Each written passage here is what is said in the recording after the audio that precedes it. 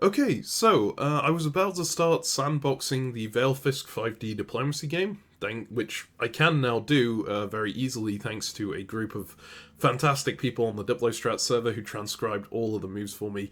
Thank you so much for doing that, it's incredibly helpful. Before I make that sandbox for the analysis this weekend, I figured I'd show off something quite cool that I theory crafted for 5D diplomacy a little while ago, but have never actually tried before now.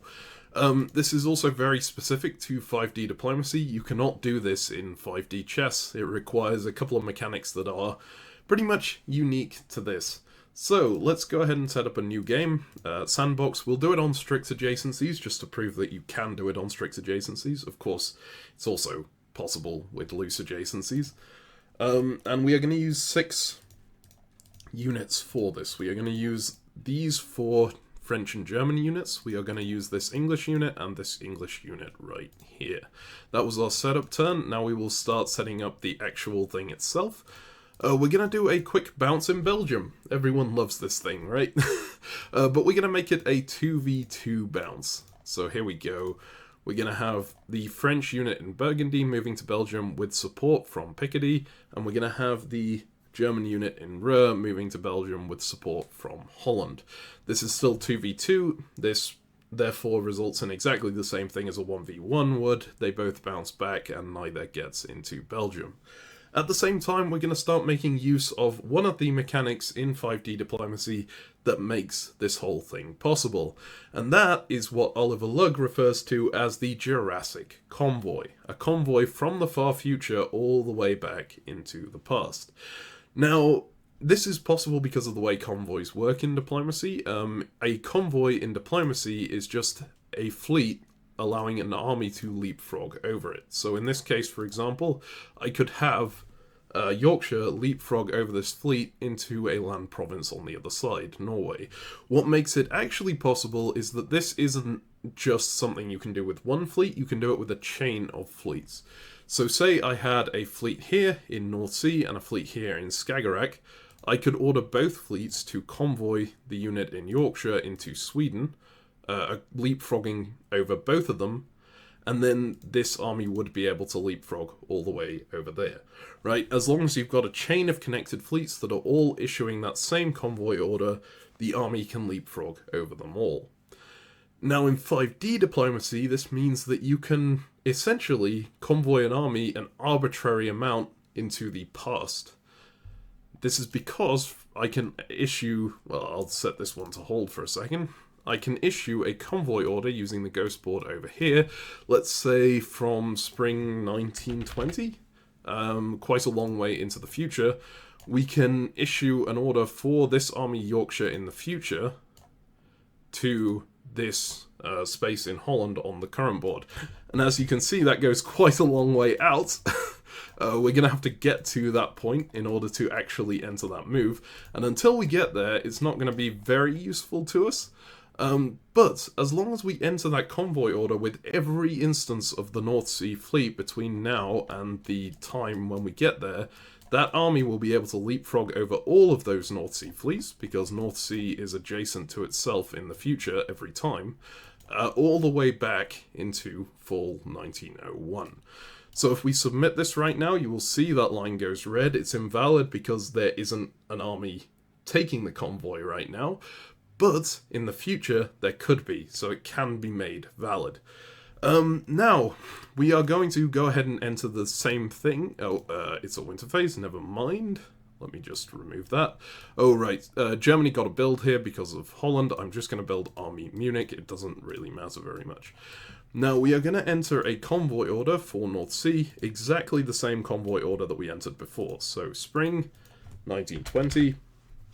We're going to convoy that army in Yorkshire all the way back to this fall 1901 Holland. And in the meantime, we're going to do things with this Burgundy unit and this Ruhr unit. This Burgundy unit is going to move to its past self here. And this Ruhr unit is going to follow that up into Burgundy. Now we're going to take advantage of the other unique mechanic of 5D diplomacy, which is that you can move back into the past without actually creating a new timeline. You can see here, this unit will be moving back into its past self in Burgundy, but that unit in Burgundy bounced back out of Belgium, which means this province is occupied. So this unit can't actually get there, right?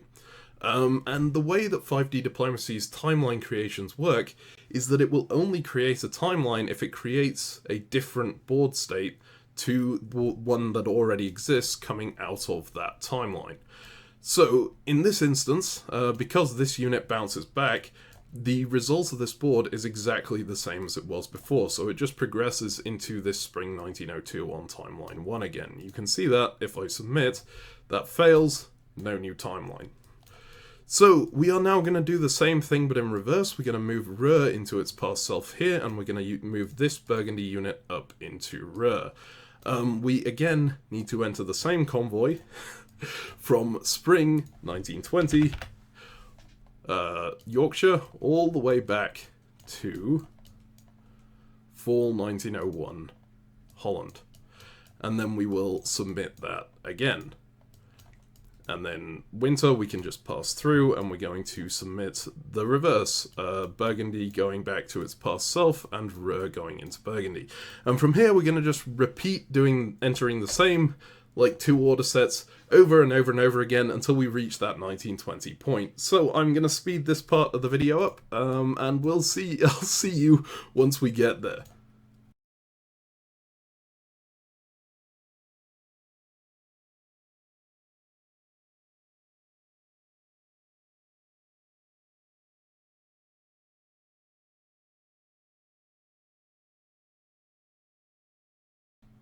Okay, there we are. If I hit submit one more time, we should be on the board we need to get to.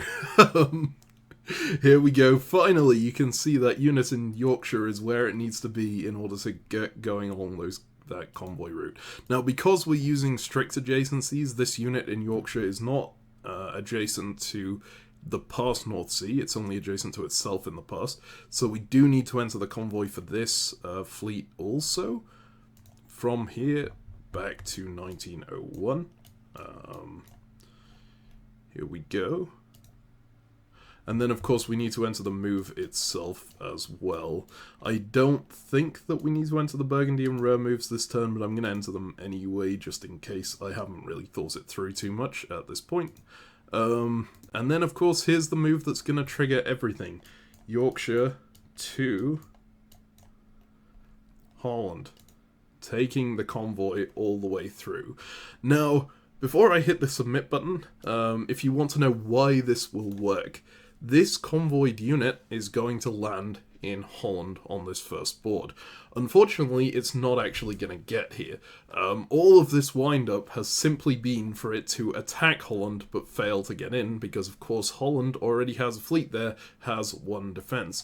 But in diplomacy, if a unit is attacked while it's trying to give a support, that support will be cut, which means that support isn't added to the unit's strength.